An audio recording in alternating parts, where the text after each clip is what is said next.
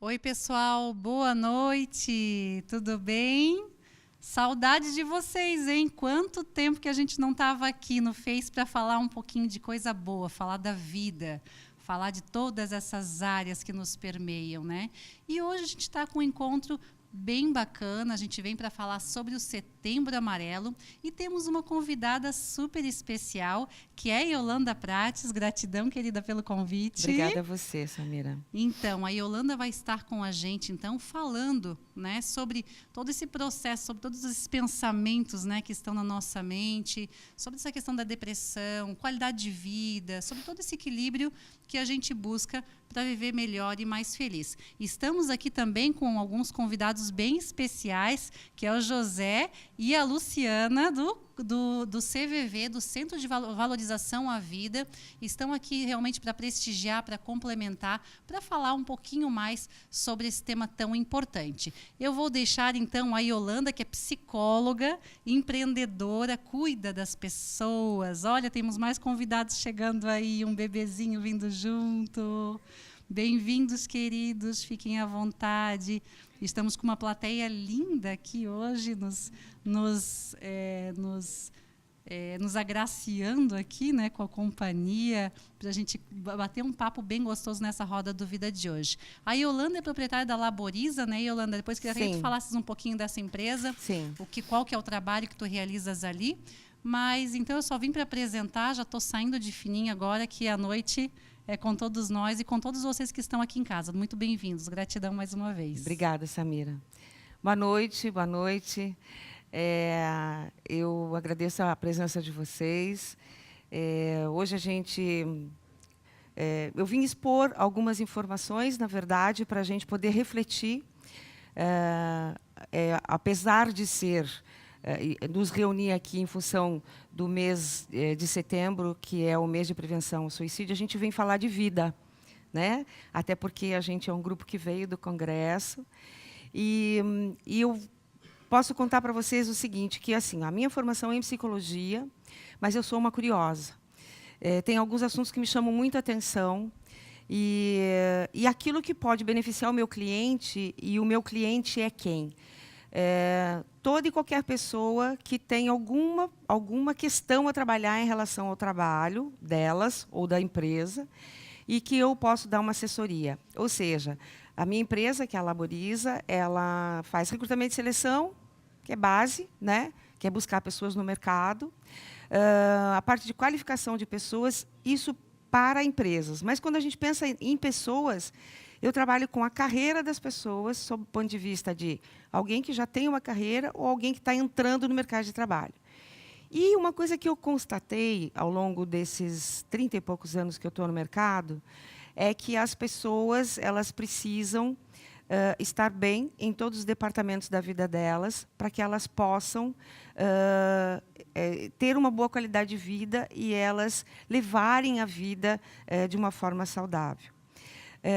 Estar, neste momento, querendo refletir um pouco sobre a questão do suicídio, posso dizer para vocês que eu mergulhei nisso nos últimos dias. Eu estou assim com vídeos e com textos que foram bastante interessantes. Eu não sou uma especialista na área, né? Eu sou o que nós diríamos de uma psicóloga que atua na organização, mas eu sou, antes de tudo, uma humanista. E, como eu ouvi muito bem num dos vídeos, eu achei bastante interessante, em que se diz assim, a Organização Mundial da Saúde tem taxas que ela define para os países, que são taxas que os países precisam chegar a esses números. Mas vamos pensar o seguinte, a gente pode admitir uma taxa de 10% em 100 mil de mortes de jovens? Dá para a gente imaginar? Isso é uma taxa... É uma taxa legal? Quer dizer, o ideal seria uma taxa de zero, né? Levando em conta que a gente tem... Inclusive, vou mostrar alguns dados para vocês, que são dados bastante assustadores. Uma das questões que eu achei muito interessante, para a gente poder refletir, é que, e está bem citado aqui, que a questão do suicídio ela pode ser... assim, podemos mobilizar as pessoas para o combate, quer dizer, para prevenir o suicídio, ou para sinalizar para as pessoas que elas olhem com um olhar mais atento, né? Muito embora algumas pessoas dizem que tem algumas pessoas que comprovadamente tentaram suicídio e não deram sinal nenhum. Mas existem sinais que são sinais que é possível identificar, mas as pessoas precisam estar atentas a isso. Então, o que a gente tem que fazer? A gente tem que falar a respeito do suicídio. A gente tem que provocar esses encontros, como a gente está fazendo aqui. A gente tem que falar na família, a gente tem que falar com os amigos, a gente tem que pensar na gente. Como é que eu estou levando a minha vida? Eu já estive em algum momento triste o suficiente para pensar em não continuar vivendo? Eu identifico alguém próximo de mim que tenha essas características? Quer dizer, a gente precisa falar mais. E precisa falar mais, especialmente por quê? Porque as pessoas, de um modo geral, se você chega e diz assim, olha, descobri que eu tenho um câncer de mama. Tá, câncer de mama, lamentável, né? Eu, inclusive, falei câncer não assim, aleatoriamente, porque eu venho de uma família com esse problema. Só que um câncer de mama, ele é material. A mama vai ficar ali, identificada, né? Agora, se eu tenho um distúrbio mental, eu tenho, além da doença, eu tenho um estigma. O suicídio, ele é em decorrência, a grande maioria deles, de doenças mentais. Abuso de droga também, mas ela está muito associada à questão da doença mental, né? De inúmeras psicopatologias que nós temos atualmente. Mas a gente precisa falar disso, a gente tem que parar de estigmatizar, temos que ser menos preconceituosos em relação à questão da doença mental. Então, a gente precisa quebrar esse tabu. Né? A gente precisa...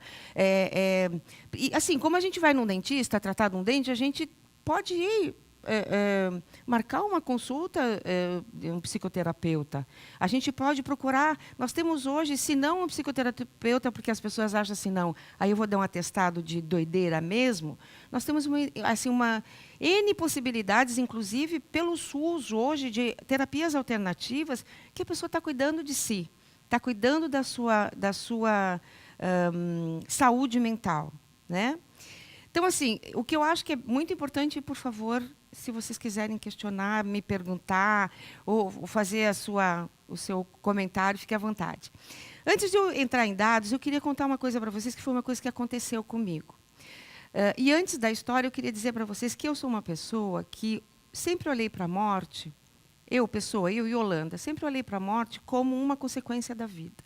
A morte nunca foi um assunto assustador para mim.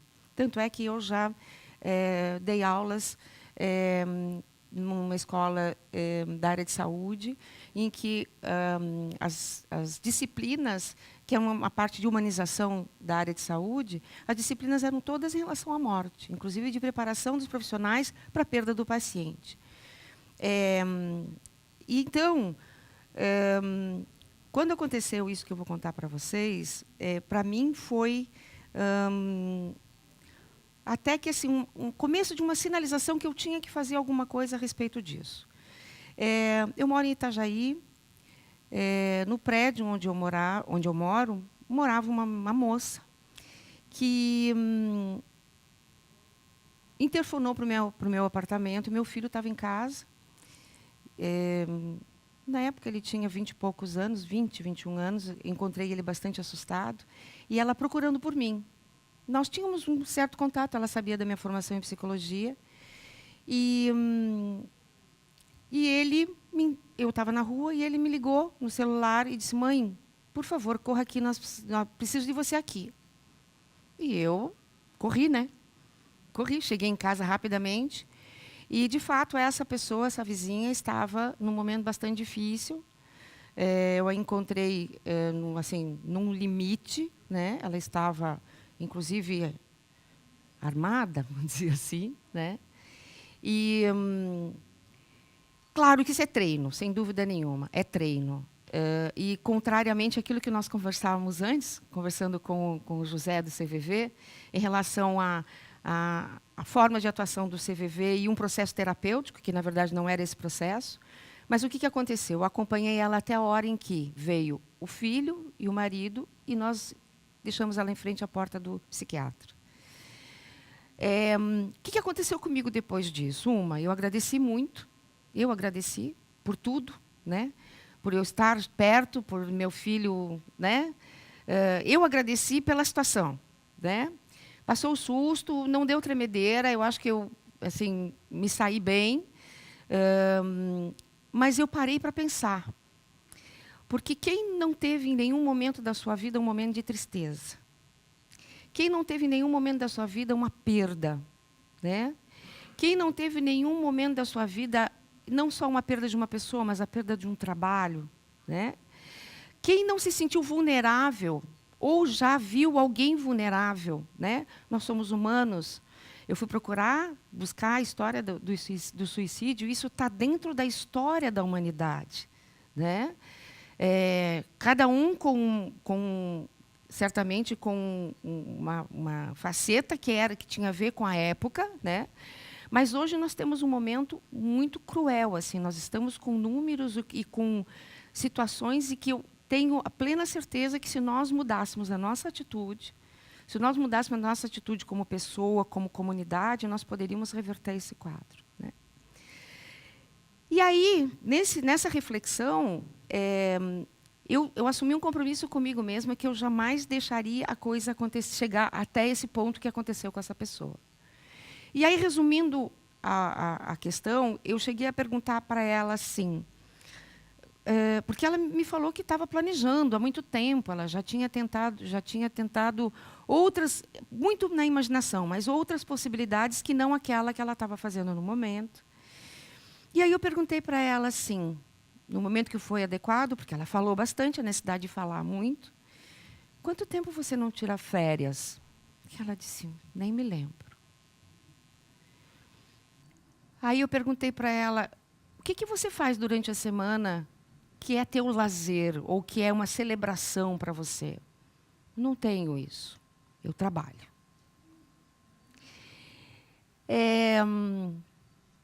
Eu não pude perceber, e também não era o momento de eu entrar muito na questão, mas em outros momentos, com outras pessoas que estiveram também num limiar muito, muito forte, e eu trabalhava em grandes organizações, fui procurada por colegas para poder, por um desabafo. De modo geral, a gente vê que existe um desequilíbrio na vida dessas pessoas. E não é um desequilíbrio no sentido de ele estar enlouquecendo. Existe um desequilíbrio na balança da vida dessas pessoas, né? Tem uma série de aspectos na vida da gente que a gente precisa cuidar para a gente estar bem. E uma pessoa que simplesmente trabalha, que não tira férias, que não celebra a vida, é mais ou menos como o elástico da calça. Tanto que a gente puxa que o elástico não volta mais para o normal. E a gente precisa trocar o elástico, ou a gente precisa dar um novo formato para o elástico, né? A gente precisa melhorar isso. E retomando assim, só para finalizar, eu me comprometi a cuidar de todos os departamentos da minha vida. Tanto é que algumas pessoas que estão aqui eu conheci no congresso, porque é das iniciativas que eu tive porque a questão do autoconhecimento é uma coisa muito constante, a gente precisa estar sempre assim, até porque eu me deparei em um determinado momento em que eu estou num processo de envelhecimento. Então, eu preciso olhar para isso de uma forma diferente, eu nunca tive essa idade, né? Então, eu preciso fazer isso, né? Tem algumas identificações aqui. Eu não sou mais a mesma pessoa quando eu tinha 30 anos, quando eu tinha 40 anos. Né? Eu já vou parar nos 40, pode ser, para não ficar muito, muito assim, né? Bom, nós temos dados mas muito alarmantes neste momento em relação à nossa realidade e à realidade mundial. Eu até fiz uma anotação, é meio uma colinha, mas tem alguns que eu acho que são interessantes se eu mencionar.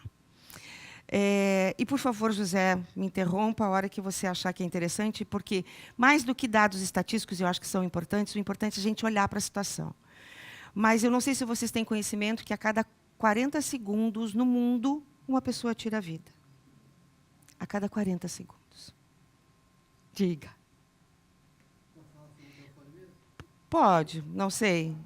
Mas tem um ali. Diga. Boa noite.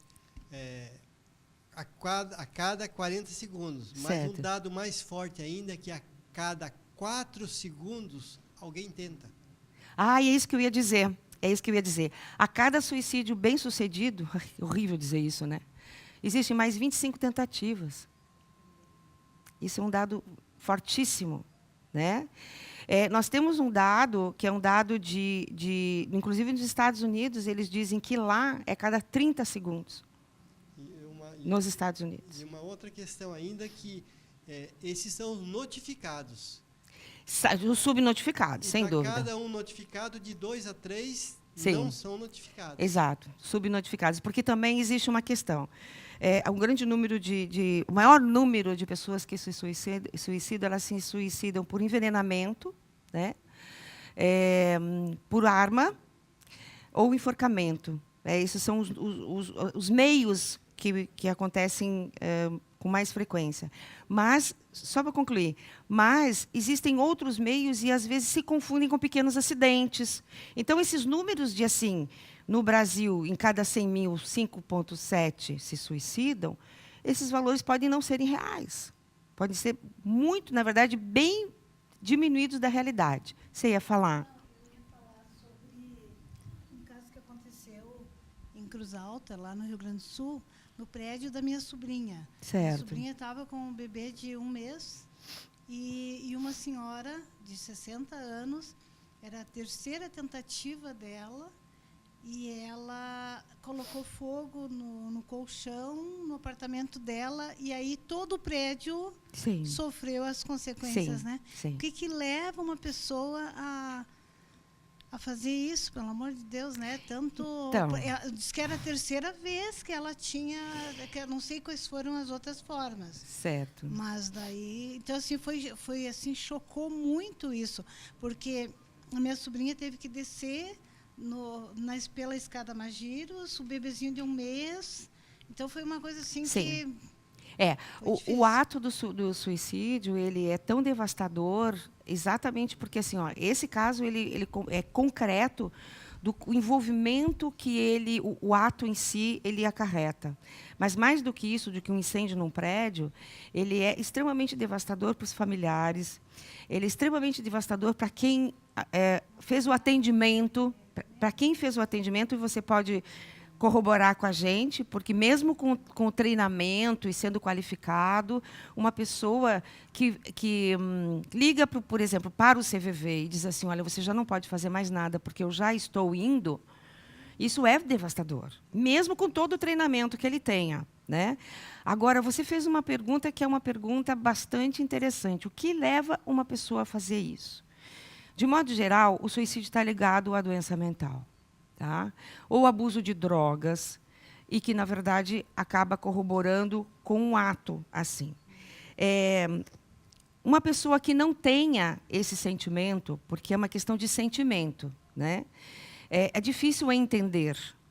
Por isso que a gente tem que fazer, inclusive, um exercício de empatia, porque, assim, uma pessoa que está extremamente entristecida ou deprimida, efetivamente, ela não tem energia para pensar de uma forma mais clara. Ela não tem a percepção da realidade, né? Eu assisti alguns vídeos e já tive o relato de algumas pessoas que o sentimento dela, no momento da tentativa de suicídio, era só de menos-valia. Quer dizer, eu não valho quase nada. Eu não mereço isso, eu não sou merecedor disso, né? Mas isso tem uma complicação, pode ser uma complicação, inclusive, de ordem química do organismo. Não é? Ninguém faz isso de brincadeira, né? Tanto é que os números, e aí agora eu vou puxar aqui, os números eles são extremamente assustadores. Nós temos números de 800 mil pessoas por ano em suicídios. E esse número aqui é interessante, porque se você comparar num ano em que teve 470 mil homicídios, o número de suicídios foi quase o dobro. E a gente sabe que a violência é altíssima, né? No Brasil é 12 mil ao ano, isso com a estatística de 2014. Nós não temos dados atuais. Nós temos um público que é um público jovem, relativamente jovem. Nós vamos pegar... eu tinha dados de 15 a 29 anos, o José reiterou, dizendo que, assim, mais sério ainda, que os dados, nos últimos 15 anos, diferente do que pensávamos antes, que era um público de 15 a 29 anos, que era o público que mais era afetado pelo índice de suicídio, nós temos hoje um público de 10 a 14 anos, com um aumento de 65% em 15 anos de tentativa de suicídio. E de 15 a 19, de 45%. Uma coisa que nós temos que levar em consideração é que nós temos, no momento, uma sociedade extremamente competitiva. Nós temos distrações, e a gente falava na reunião passada, a respeito das nossas distrações virtuais, né? E que isso leva à solidão, e isso leva cada vez mais a uma sociedade individualista, né? O que a gente está vendo aqui com esses números de 10 a 14 anos? Que é uma geração diferente da nossa. Sabe aquela coisa que a gente diz, e que todo mundo diz, assim, eu subi em árvore, aliás, eu quebrei o braço caindo numa jabuticabeira? Tem criança que nunca experimentou isso e não vai experimentar. Né? Criança que vai perguntar se leite nasceu de árvore. Né? Que não tem essa noção. Nós estamos com uma sociedade que tem outras vivências. Então, nós estamos tendo dados aqui que são dados bastante alarmantes. Né? Uma das informações que eu me vi diante dela, que eu achei bastante interessante, até é meio irônico, que, assim, que o suicídio é democrático. Democrático no sentido que, assim, não tem nacionalidade, não tem renda mensal, não tem gênero, não tem raça. Né? Ele está entre nós. Né? E nós temos uma informação, assim, essa mesma assim, me deixou extremamente alarmada. Nós temos aproximadamente 195 países no mundo, neste momento.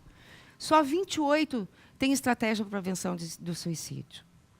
Nós, inclusive, temos uma ideia, nós, Brasil, né, de que em 2020 nós vamos ter um documento com estratégias. Nós não temos, nesse momento, uma orientação.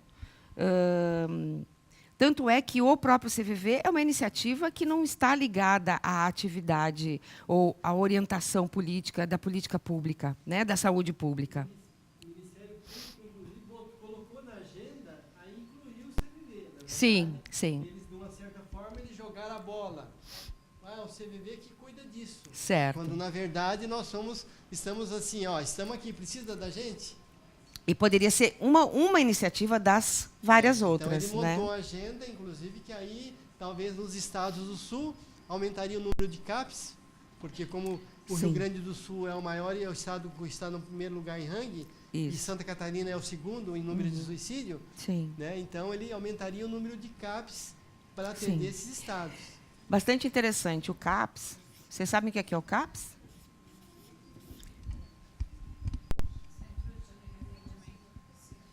Centro de Atendimento Psicossocial. Na verdade, essa situação que eu contei, a história que eu contei, a gente foi, aliás, foi muito bem orientada. Assim, a médica do posto de saúde orientou bastante bem a gente e nós fomos em direção ao CAPS para o atendimento psiquiátrico. Né? Uma coisa que eu achei bastante interessante também, que, assim, que, dentre esses números, e isso é um dado do Brasil, nós vemos 79% de homens. Né?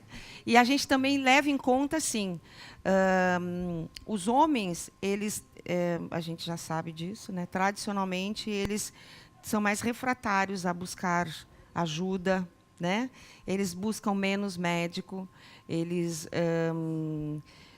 se sentem, eles não se empoderam, eles se colocam um papel neles de que eles são indestrutíveis, né? Em que eles e que eles não precisam, que não há necessidade. Tanto é que também tem um dado, assim, de modo geral, que os homens da mesma idade, os homens da nossa geração, eles vão morrer 7 anos antes da gente. Né? E tem uma questão assim, só complementando. Nós temos um dado de 21% das mulheres, mas tem uma questão aqui. As mulheres tentam mais que os homens. Porque, assim, ó, as pessoas falham, né? Elas fazem tentativas e elas falham, né? Uma outra coisa que eu achei muito interessante é esse dado aqui. Viúvos, solteiros e divorciados. Aí a gente fala da solidão, né? Da questão da solidão. Índios, e aí trago uma outra informação que eu achei muito interessante. Nós temos um índice de cerca de 22% a 23% de índice de suicídio entre índios, especialmente duas tribos que ficam no Amazonas, que é muito alto, que foi feita uma pesquisa, inclusive, da Unicamp. Eles não têm nenhum tipo de trabalho no momento lá, mas eles têm uma situação de alcoolismo muito forte, e disso eles pegaram da gente, né, o homem branco que fez o álcool entrar no meio das tribos indígenas. E mais, eles não conseguem lidar com a depressão, se a gente já não consegue, eles menos ainda, porque eles também ainda pensam que tem alguma coisa meio mítica na coisa, de divindades, né? E, nos Estados Unidos, o índice também entre as tribos indígenas é muito alto também em função da questão da civilização branca, né? Os índios, então, muito mais do que os brancos e do que os negros. Tá? E quanto aos índios, inclusive, a faixa de adolescência e adolescente entre o índio. Sim. Inclusive, o índice mais alto no Brasil é em Manaus, né? Sim. Uma tribo. É porque também a gente tem que levar em conta que os índios eles tiveram um esvaziamento cultural, né? Nós fizemos, a civilização branca fez a coisa de tal forma tão errada que eles se despersonalizaram como índios, né? Então, isso não dá perspectiva de futuro para um jovem indígena. Então, a gente entende essa situação exatamente em função disso, né? Um dado que eu acho que é muito interessante a gente levar em conta, e aí... Diga, por favor. Verdade, desculpa. Na verdade, não sei se é uma pergunta ou uma observação. Como eu sou formada em jornalismo, tem um código de ética no jornalismo que você não pode divulgar notícias relacionadas a suicídio. Certo. Né? E existe, na verdade, até uma polêmica entre os próprios jornalistas. Né? Tu coloca isso na internet, vai cada um defender um ponto de vista e vai surgir várias opiniões divergentes, sabe? Sobre isso. Divulga ou não divulga? Porque dizem que existem estudos que, quando você divulga uma notícia negativa, você influencia as pessoas a tomarem certas atitudes. Mas daí vem um outro paralelo, né? E todas as notícias negativas que a gente vê, né? De morte, de guerra, de discordância, essas podem. Sim. Né? Sim. Todas as outras negativas podem, mas violências, o suicídio não pode. Criança, então, você assim... sabe que foi bem legal você falar isso, porque hoje eu li um artigo muito interessante, que houve, na verdade, um encontro de profissionais da área de jornalismo e outras pessoas ligadas à questão da saúde pública mesmo, e que houve um compromisso de alguns aspectos a serem levados em conta, e ali, eu cheguei a parar para pensar a respeito, ali não dizia em nenhum momento que esse compromisso era de não dizer que a pessoa se suicidou. Tinha, sim, de não dizer de que forma, de não divulgar imagens, de não dizer que quem encontrou a pessoa foram policiais, e alguns compromissos que foram feitos. Tá? Eu concordo com você que tem tanta coisa de violência na televisão que esse tipo de atitude, na verdade, não nos ajuda a pensar em política de prevenção, porque se você não tem dados... É uma incoerência, né? Sim, você não tem dados... O tempo todo, né? Claro, você não tem dados confiáveis. Se tem uma determinada cultura que as pessoas se matam por envenenamento, precisa lidar sobre isso, mas precisa saber desses dados, que seja por envenenamento. E não é a notícia em si, né? É como divulgar a notícia em si. Exatamente. Com que objetivo tu está divulgando a notícia. Na verdade, ela seria só um gancho para algo muito maior, né? Sim. A notícia não seria o suicídio em si, né? Que aí já vira um sensacionalismo. Tipo, Claro. Não tem um motivo, né? Sim. Mas eu acho que nos dias de hoje, não sei quem está aqui, mas todo mundo acho que conhece alguém que já tentou, em algum momento da vida, tirar a vida, né? Então, isso é bem sério, né? Bem sério, sem dúvida nenhuma. É bastante sério. Inclusive, uma coisa que a gente tem que levar em conta é que nós temos situações, por exemplo, como o José mencionou, que nós temos dados no Brasil que o Sul tem um índice muito mais alto de suicídio que o Nordeste, por exemplo. O Sul tem um índice muito mais alto de suicídio do que o Nordeste, do que o Norte. Aliás, o Norte entre os índios, então eu não sei se chega, mas que o Nordeste, sem dúvida. E eu li algumas coisas que eu achei, porque eu fui buscar isso, eu achei muito curioso, até porque eu sou do Rio Grande do Sul, então me preocupou um pouquinho, né? Mas moro em Santa Catarina, então preocupada mais fiquei. Existe, inclusive, uma informação que os agricultores eles são expostos muito a pesticidas. E os pesticidas têm determinados componentes que eles levam a irritabilidade, intolerância, sintomas como Parkinson e depressão. E as pessoas se matam. Tá? Químico. Mas a gente sabe também, quem não conhece Blumenau, quem não conhece as cidades próximas aqui, que são tipicamente colonizadas por anglo-saxônicos, vamos dizer assim, não só alemães, né? Que a cultura também pode levar uma pessoa com um nível de exigência tão grande que a pessoa, não conseguindo chegar lá, ela pensa em suicídio. Né? Eu isso é uma coisa mais antiga, é uma coisa que eu sempre tive, porque eu sou uma pessoa extremamente solar. Eu, com dias chuvosos e nublados, eu fico mais tristinha, mais quietinha. Então, assim, eu deveria morar nas Bahamas, ou no Nordeste, ou no verão, permanentemente. Existem países que têm um alto índice de suicídio porque eles têm 30, 40, 50 dias de sol por ano. Né? Então, algumas coisas fazem falta para a gente. Né? O que é bastante interessante da gente ver é que tem algumas características que são bem locais e a gente precisa ter essa informação, porque, diferentemente do Ceará, por exemplo, numa política de saúde pública de prevenção ao suicídio, uma ação de lá não vai valer para cá. Que aqui nós somos diferentes. Nós temos, inclusive, razões diferentes. Né? Avaliando a história do suicídio no mundo, na época da quebra da Bolsa nos Estados Unidos, as pessoas, os homens que eram... Todo o seu negócio estava ligado à Bolsa, se jogavam dos prédios de Wall Street, num total desespero. E a economia levou as pessoas a fazerem isso. Né? Então,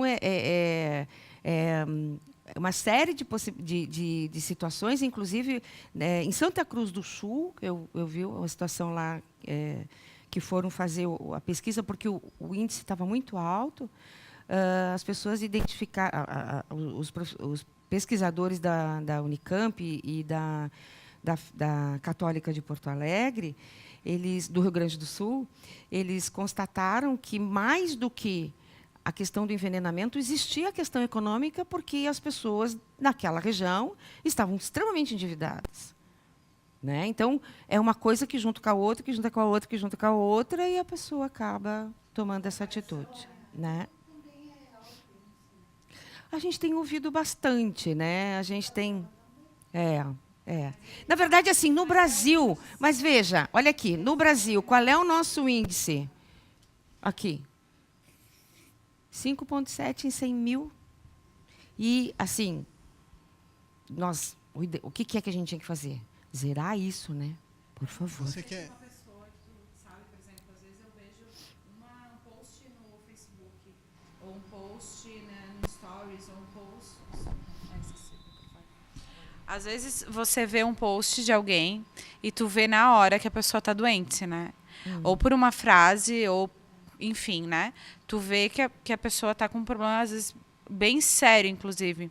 E até perguntei pro Juliano, eu falei, essa pessoa que fazia massagem em mim, eu tenho certeza que ela tá com depressão, eu tenho certeza, absoluta. E num determinado momento, assim, ela mandou uma mensagem, dentre tantas outras, né? Ela mandou uma mensagem, tipo... tu conhece alguém que esteja precisando de um trabalho, tal, né? E ela já tinha um trabalho, sabe? E ela já trabalhava. Então, assim, quando a pessoa começa a não ter coerência nas palavras, tipo, vários sinais, né? E ela nem é íntima minha, nem conheço ela há muito tempo, nem nada. E eu até falei, tá, o que eu faço, né? Eu falei, o que eu faço com essa pessoa? O que eu digo? O que eu indico para não ser invasivo? Tu não tem intimidade, mas ao mesmo tempo tu sabe. E ao mesmo tempo as pessoas, provavelmente à volta dela, como ela fazia massagem em mim, as frases que ela falava, assim, já dava para perceber, entende? Que ela estava camuflando, assim, uma coisa muito interna, né? Então, como é que tu vai fazer para ajudar uma pessoa que está assim, né? Porque às vezes nem ela sabe.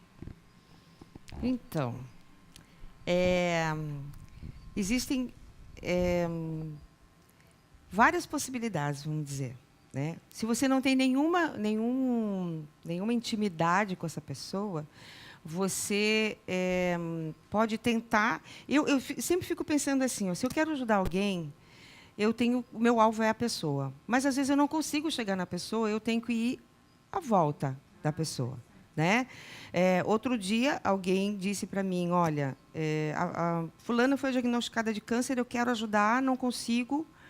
E eu disse para ela, sim, mas você já falou com o marido, com o filho, com mãe, né? Vamos cercar essa pessoa, né? De modo geral, eu não tenho receita para isso. O que aconteceu comigo, ela me pediu ajuda, né?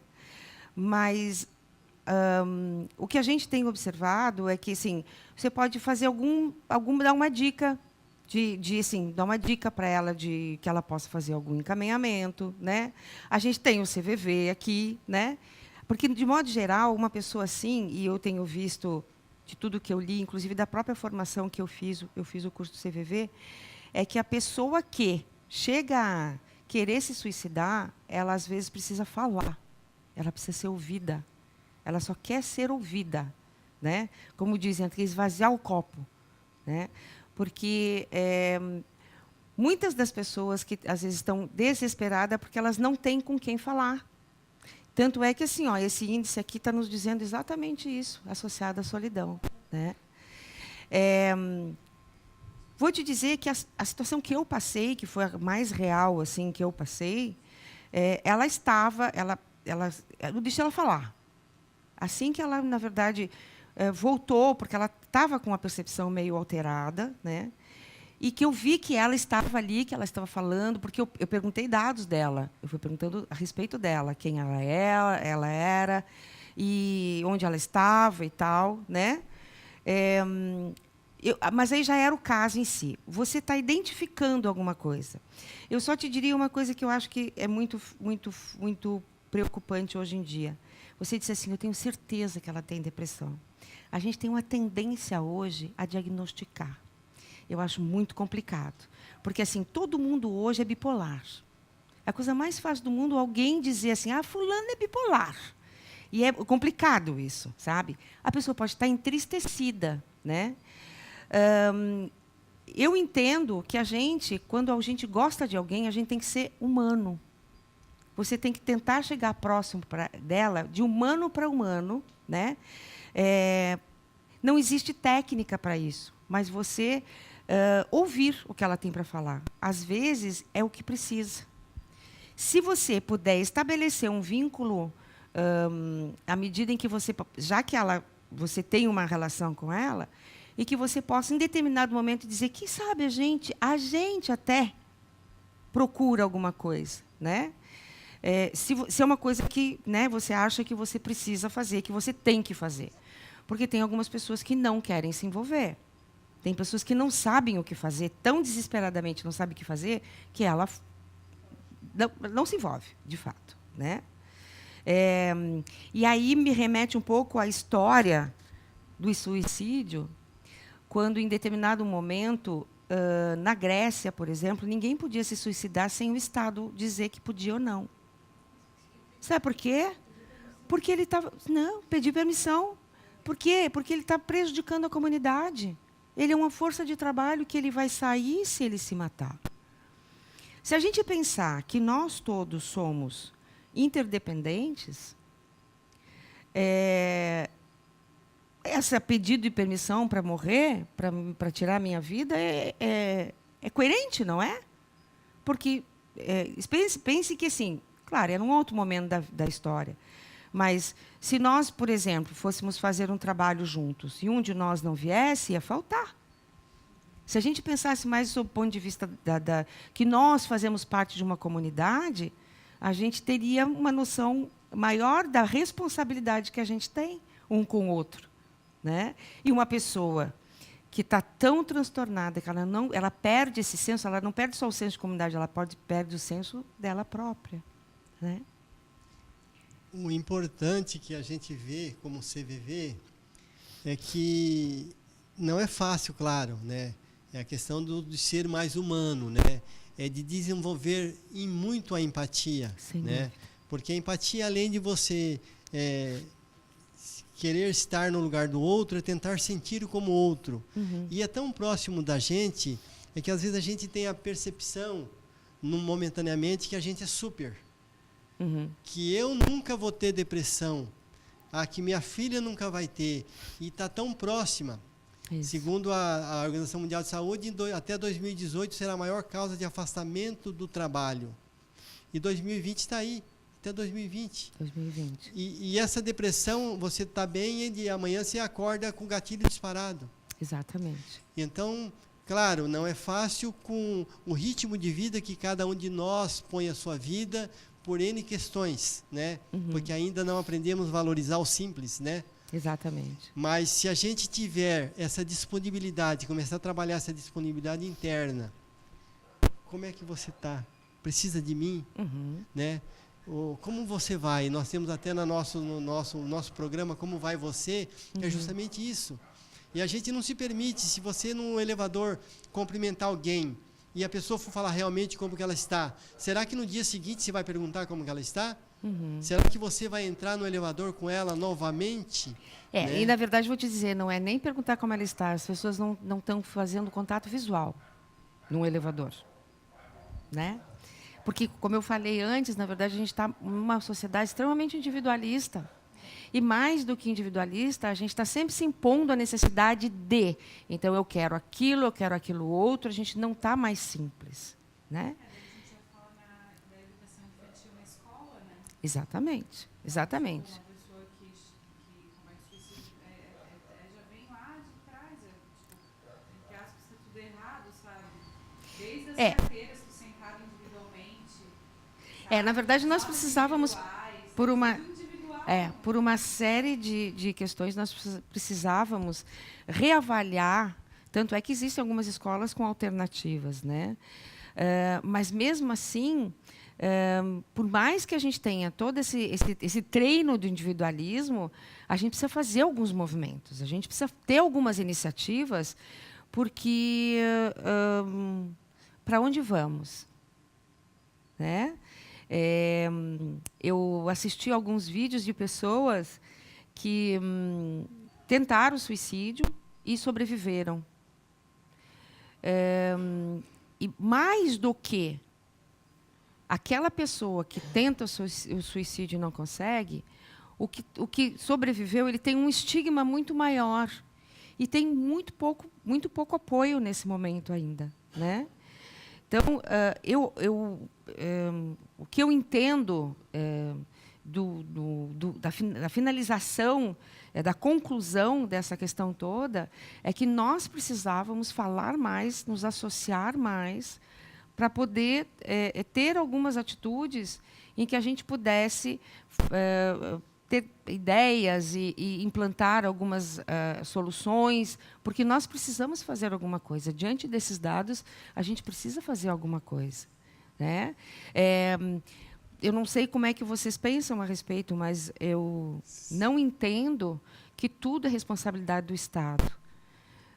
Eu estou bastante mobilizada. Eu estou bastante mobilizada pela minha capacidade de fazer as coisas, né? De pensar na minha comunidade do meu prédio, de pensar no meu bairro e de tomar atitudes nesse sentido, porque não tem como ser diferente. Tem um número que tem me assustado muito, muito, muito, muito. Sim. Eu tenho uma filha de 14 anos. Certo. Balneário, dentro do universo de 5.550 municípios, nós somos a 35ª em número de suicídios de adolescente. A segunda de Santa Catarina. Certo. Então, é um número muito forte. Sem dúvida. Mas é extremamente forte. Certo. Altíssimo. E aquela questão, os nossos jovens, né? Droga, muita droga, mas o jovem, pelo que a gente estuda, ele só vai para a droga porque já houve um distanciamento, né? Ele foi procurar um acolhimento ou na droga ou na bebida. Isso. Então, eu acho que está na hora de nós, como pais, olhar para nós e ver realmente o que nós podemos fazer diferente. Sem dúvida. Porque a gente Pais, professores. Exatamente. E se você percebe que nos colégios, você vai numa reunião de pais daquela, e a pressão é que tantos tem que fazer o simuladão e Sim. tantos e não sei o quê. Isso. E essa pressão é muito forte. E a gente percebe um dado. No Japão, abril, ou mais, se não me engano, e setembro são os picos de suicídio vão lá em cima, que é o início do ano escolar, tá? O retorno às aulas, o início. Sim. E aqui no Brasil não está muito diferente. A gente tem casos de garotos com o uniforme da escola pulando de prédios. Então, está na hora realmente de a gente falar, opa, o que a gente pode fazer diferente? Às vezes a gente percebe que não cumprimenta o filho de manhã cedo porque não dá tempo, já sai correndo. Sim. E esse distanciamento nada substitui, né? Aí tem muita pressão no filho e a gente não chega, às vezes, não tem tempo, falar, filho, como é que está a escola? Precisa de mim? Ao contrário, a gente fala, poxa, eu estou me matando para te dar um futuro melhor, sendo que o jovem não tem noção de finitude. Para ele, o futuro é agora. Sim. Então, eu acho que realmente repensar o que... A própria escola, inclusive, a gente pensa em como é que nós lidávamos com as questões da escola. A gente queria melhor nota e a gente ouvia do professor a crítica, né? A escola tem uma postura muito criticista, né? A coisa do desenvolver o potencial e elogiar, e o talento, e o encaminhar para uma aula de reforço ou fazer uma aula de apoio, né? Porque a gente sabe que as inteligências são múltiplas, as pessoas são diferentes, mas o pai exige um resultado, porque o pai é exigido, né? Nós estamos numa roda viva que é bastante, assim, sinaliza muito essas questões todas. Se a gente não estiver atento a isso, nós vamos ter cada vez maior agravamento, né? E uma coisa que, assim, uma conclusão que eu cheguei depois do estudo que eu fiz é que, assim, toda pessoa que tenta o suicídio, ela, na verdade, ela não quer morrer. Até o último momento, ela não quer morrer. Tanto é que, se ela estivesse dirigindo para o ato e alguém parar e perguntar como é que ela vai, ela pode repensar tudo naquele instante. Nos Estados Unidos, tem em São Francisco, na Califórnia, uma ponte que você já deve ter ouvido falar, a Golden Gate, que ela, inclusive, quando terminou de construir, o engenheiro da obra falou que era uma ponte, porque também já existiam outras pontes que as pessoas tentavam suicídio, era anti-suicídio. E as pessoas virou e mexeu, as pessoas começaram a se jogar. Ela já, assim, tem... O número, desde a fundação dela, o número é exorbitante. Um policial que trabalhava próximo da ponte atendeu inúmeros casos, né? E ele disse que todas as pessoas que ele chegou, porque as pessoas chamam a polícia num caso desse, todas as pessoas que ele chegou e que ele deixou falar, que ele ouviu por 1 hora e meia, com exceção de 2 pessoas, que isso foi uma perda que ele teve, né? Foram pessoas que saíram daquele lugar onde era arriscado, que era uma passarelinha, e voltaram, e que, na verdade, foram encaminhadas, e foram depois, quando não tinha sido diagnosticado, foram diagnosticados com transtorno mental. Então, a questão vamos dizer assim, da perda que a pessoa tem da consciência e do desejo de viver é muito alarmante nesse momento, né?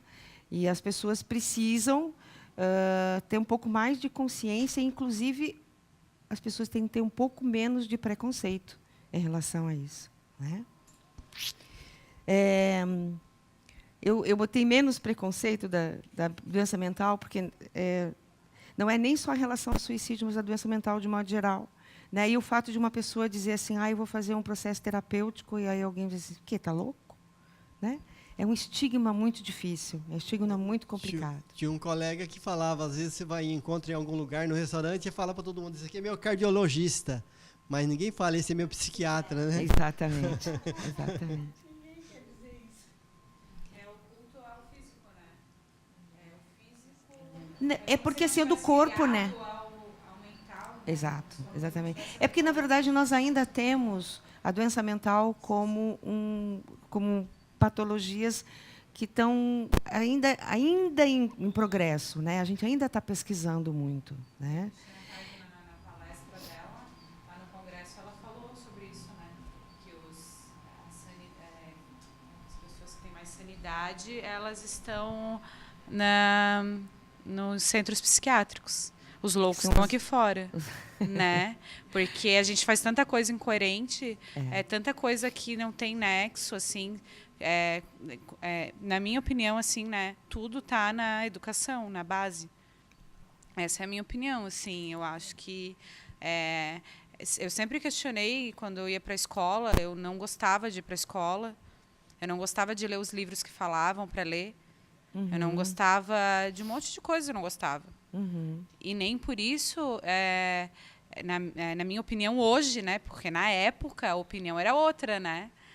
Tipo, você não... você tem que ser igual a todo aquele mundo. Julgamento, Mas como assim você não gosta de ir para a escola? Não, eu gosto de ir para a escola para algumas coisas. Mas eu não gostava para outras. Decorar coisas que eu não ia usar. Eu sempre falava, mas isso eu não vou usar nunca. Mas isso eu não quero saber.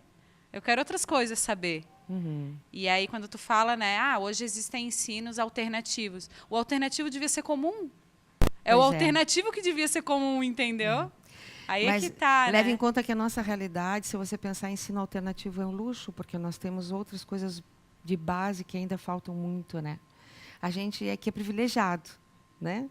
E a gente é muito privilegiado. Bom, gente,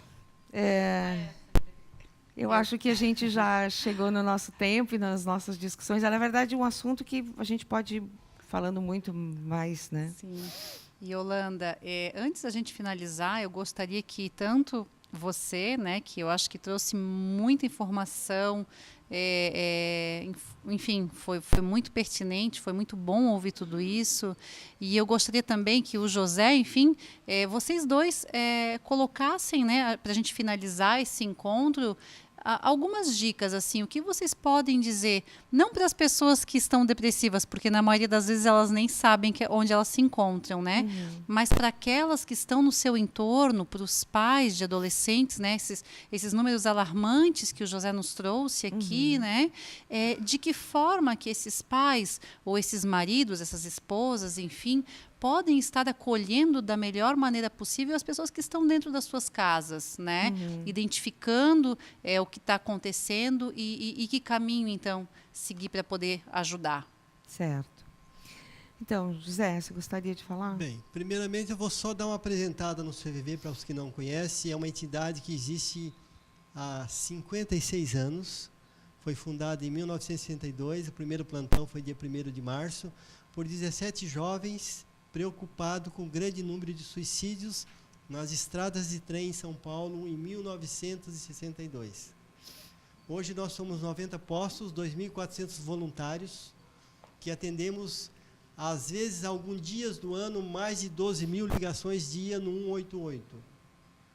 Então, nós temos hoje esse telefone, que é para... Atendemos pelo chat também por e-mail.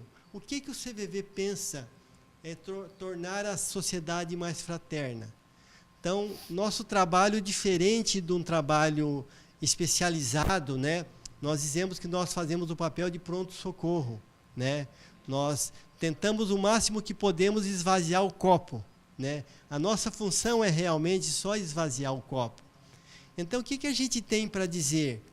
Se a gente do lado, ou a esposa ou o esposo que está com um dia talvez mais pesado, ou de repente está um pouco entristecido e às vezes não sente coragem de falar. Então, ó, eu estou aqui, conte comigo. É o que a gente entende como voluntário, o que a gente faz. Nós tentamos ser aquele amigo provisório. E somos amigos de pessoas que ligam há 10 anos todos os dias. Então, nós não ligamos só para pessoas que estão com ideação suicida ou já cometendo. Às vezes a gente atende pessoas que já tomou os remédios que tinha, já se cortou e está nos ligando. Mas também ligamos para pessoas que nos finais de semana, principalmente idosos, que os filhos já foram embora e não têm a paciência de entender que eles sentem mais difícil, né? Que para eles as coisas são mais difíceis. E os filhos entendem que aquilo é reclamar, é falar mal da vida. Então, essas pessoas às vezes não ligam só para receber de nós uma boa noite também. Ele liga assim, ó, eu só estou ligando para te dar boa noite. A gente entende que ele quer escutar um boa noite nosso. Então, o que a gente entende é que se cada um tentar olhar para o outro e falar, ó, conte comigo, estou aqui. Mudaria muito, muitas pessoas talvez esvaziassem o copo e quem sabe a gente consegue baixar um pouco essa estatística. Claro que com isso a gente vai desenvolver um monte mais de habilidades emocionais, a empatia, a compreensão, né? E são coisas que realmente faz tão bem a gente. Ok. O Centro de Valorização à Vida. É uma entidade sem fim lucrativa, considerada de utilidade pública desde 73. Não, no Brasil, São Paulo. Nós estamos... Em Balneário, nós estamos há 3 anos. Em várias cidades tem o CVV já representado. Ô, Samira, eu diria para você o seguinte, que as pessoas, de modo geral, independente de serem pais, pode ser amigos, né? Elas têm que ficarem atentas à mudança de comportamento dos outros. Né? Alguém que é muito extrovertido, alegre e agregador, e essa pessoa está mais quieta, não está se relacionando, ou a pessoa não está aparecendo, ou não quer sair do quarto. Mudanças de comportamento normalmente são indicadores de que essa pessoa não está bem. Né? Eu achei interessante que tu colocasse alguns desses indicadores, mas o que muitas vezes a gente ouve, mas ele era tão feliz, nossa, estava sempre com todo mundo, rindo, né? Então, na realidade, acho que no momento que ele está sozinho, talvez, né, o que passa na cabeça dessa pessoa? Que para as pessoas, como um todo, as pessoas que estão à sua volta, aparentemente ela está feliz, mas ela vive um sofrimento interno absurdo, né?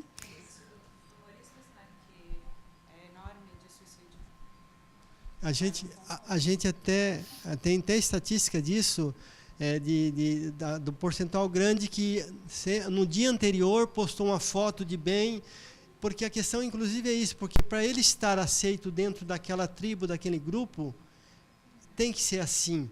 Então ele nunca ele tem que usar máscara. Está provado, segundo as estatísticas, que a pessoa ele vive máscara. E é o que a gente entende também quando nos liga, nos procura. Quando a gente, porque o CVV ele não aconselha e nem julga, né? Nós não perguntamos. E as pessoas pontuam isso para a gente. Então, eles são obrigados a sair dessa máscara que a sociedade, né, delimita para ele. Porque se ele ficar diferente na escola, ele vai ficar excluído. Ou, então, ele é obrigado a vender essa imagem, é o que a gente entende com isso. Uma outra coisa que eu acho interessante também é que nas famílias, uma coisa que nós deixamos, e uma simples coisa que nós deixamos de fazer é conversar. E observar os outros. A gente está muito ligado na gente mesmo, no nosso celular, no nosso tablet, no nosso notebook, no nosso filme. Estamos muito voltados para as nossas necessidades. E para você observar o comportamento de alguém, você tem que conviver com essa pessoa de fato. Então, né? Acho que isso é bastante importante, que você comece a fazer isso na família e que você comece a olhar para as outras pessoas, que você fique sensível a alguém que você conhece, que mudou de comportamento e que você possa falar com essa pessoa. Acho que isso já é um primeiro bom passo.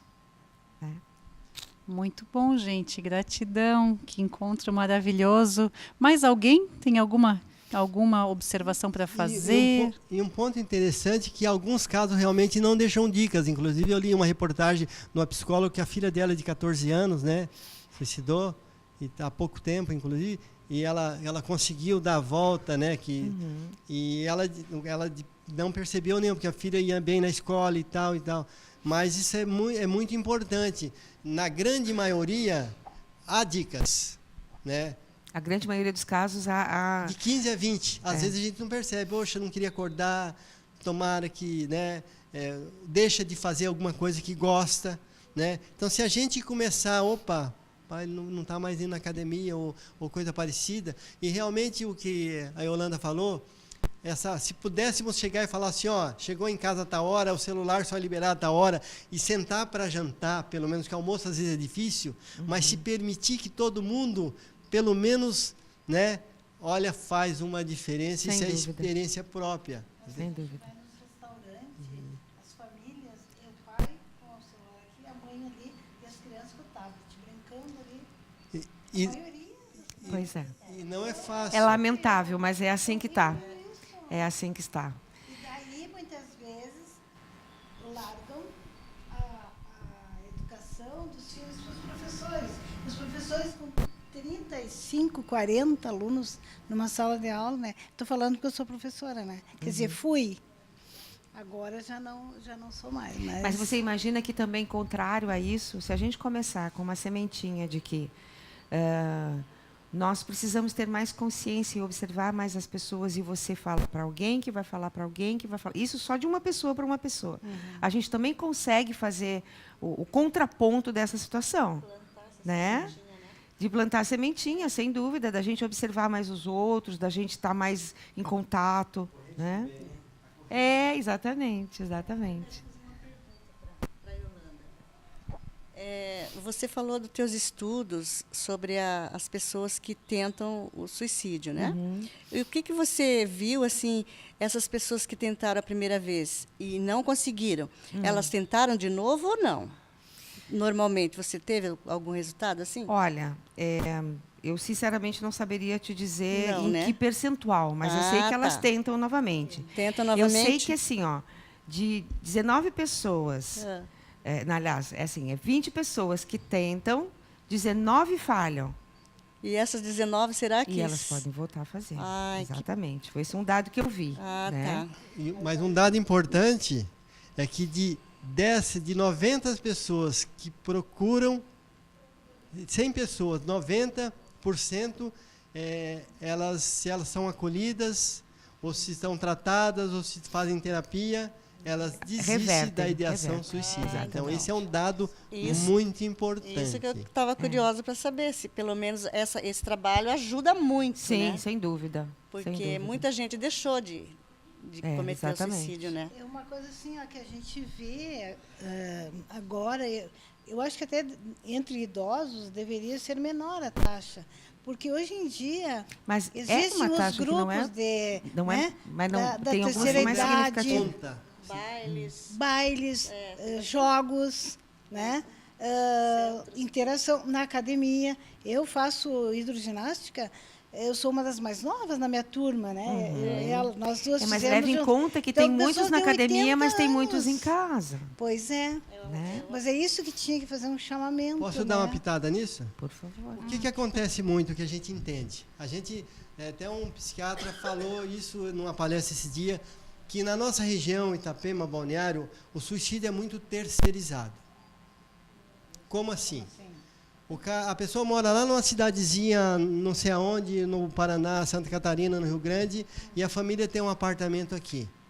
E a família não tem a percepção, a própria pessoa às vezes não tem, que ela está com algum transtorno mental, ou momentâneo, alguma coisa. Então, filho, você está triste, vai para Balneário, vai para Itapema, que é lindo. Que é praia. E a pessoa vem. Só que a pessoa está doente. A pessoa, para ela, o sol não tem essa cor, o mar não tem essa cor. Ou também o idoso, que ele sai da onde ele morava, que conhecia o papagaio, o cachorro, todo mundo até chegar em casa. E aí ele se aposenta e o filho veio fazer faculdade aqui e aí fala, pai, compra um apartamento lá. E eles vêm, aí eles perdem toda a referência. Já perdeu os amigos que tinha do trabalho. Então, também isso aí, olha, mora na frente do mar, não conversa com ninguém subindo o elevador todo dia. Então, tem certa... Claro que essas pessoas que vão para a Secretaria da Pessoa Idosa ou se enturmam... Sim. É uma As pessoas que são agregadoras, perfil. elas normalmente ela tem uma rede de apoio, né? Leva em conta que elas têm uma rede de apoio. Né? Eu acho que a melhor fase da minha vida é agora. Eu moro sozinha, mas eu tenho muitas amigas, participo dos grupos, temos um grupo de gaúchos, tomamos chimarrão, tomamos sol, jogamos e vamos. E a gente está todo mundo bem feliz, mas é uma família. Se uma faz uma cirurgia, se uma está doente, as outras cuidam. Sim, cuidado é a palavra. Cuidado é a palavra. Eu participei do grupos de idosos, né, em cursos de arte, num período que eu não trabalhei e tal. E a maioria deles tinham passado por processo de depressão, mas todos que estavam ali, assim, eles parecia que aquilo ali era um refúgio, assim, porque elas falavam sobre tudo, né? Sim. No grupo. Tudo. Então, tipo, não é o fato da arte em si. Sim. Sabe? É o na fato verdade, de você se encontrar. Tanto que tem alguns posts no Facebook que é melhor terapia encontrar amigos, marcar um café, né? Super em conta e tal. É que, na verdade, todo encontro ele passa a ser terapêutico, né? Exatamente. Foi exatamente nesse acaba ponto. tendo essa função. Exatamente. Até a Samira falou de uma dica e tal, né? E assim, eu queria falar uma dica assim que eu acho super importante, mas é uma opinião minha, né? Então assim, pode muitas pessoas acharem o contrário, um absurdo ou enfim, né? Mas eu acredito assim, quando as pessoas falam assim, é para procurar ajuda, né? E os médicos, eles têm eles são assim não sei nem que palavra dizer, mas como se fossem uns deuses que eles vão te curar, assim, né? Como se fosse um milagre.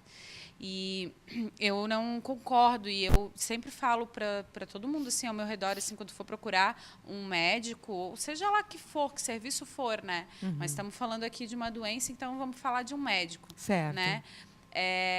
Desconfia, né? Quando tu chega no médico e em meia hora ele te dá o diagnóstico e ele te dá uma medicação e diz que você vai ficar bom, sabe? Desconfia, vai em outro, e vai em outro, e vai em outro, até que tu chega num que vai ficar no mínimo 1 hora contigo conversando e depois vai marcar de novo e vai falar, não, peraí, vamos ver, tem esse caminho, tem aquele... A gente tem que ter, eu concordo com você, Carola, que a gente tem que ter mais critério para isso, mas só lembrando que tem algumas questões que são distúrbios que, na verdade, a pessoa precisa de medicamento. Ela precisa para estar bem com ela mesma, porque lhe falta, sob o ponto de vista químico, determinado componente, então ela precisa daquilo. Vou te dizer que eu tenho o mesmo pensamento que você, só que eu acho que a gente tem que ter muita responsabilidade quando você fala isso, porque tem algumas pessoas que dizem não a medicamento e não tem flexibilidade, né? Eu acho que nós abusamos de medicamento, sim, mas quando a gente fala em transtorno mental, a gente tem que ter muita responsabilidade com relação a essa questão, porque algumas pessoas, de fato, precisam do medicamento, senão ela é levada a cometer o suicídio, porque ela não tem como ter um equilíbrio melhor, senão à base do medicamento. Tá?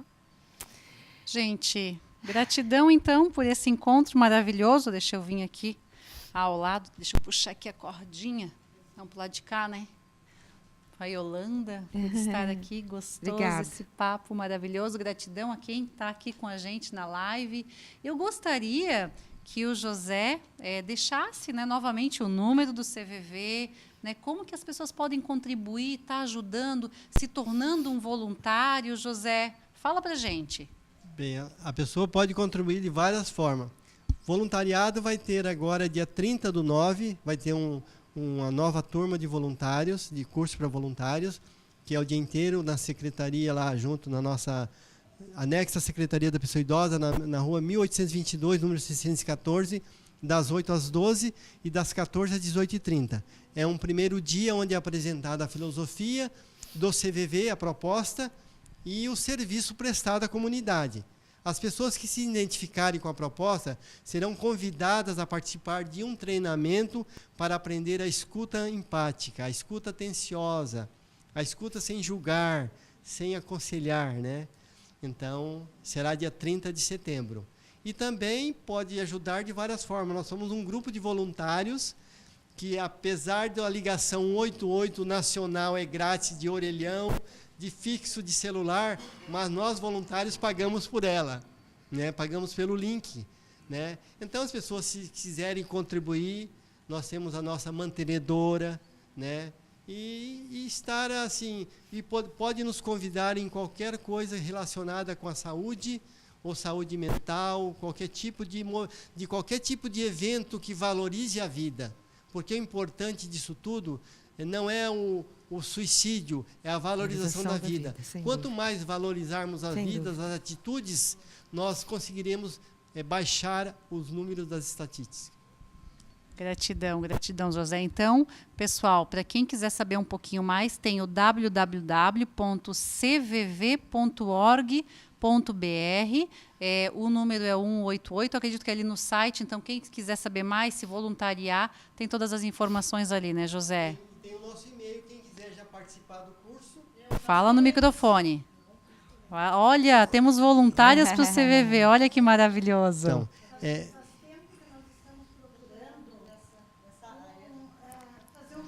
uma forma de contribuir socialmente, né? Olha só. Então, a pessoa precisa ter, no mínimo, 18 anos, né? Não tem máximo. Ter disponibilidade para um plantão semanal de 4h30, ter disponibilidade para participar uma vez por mês de reunião, porque nós trabalhamos muito o aperfeiçoamento. Eu tenho que conhecer todos o meu porão e o meu sótão para mim poder escutar o outro sem julgar.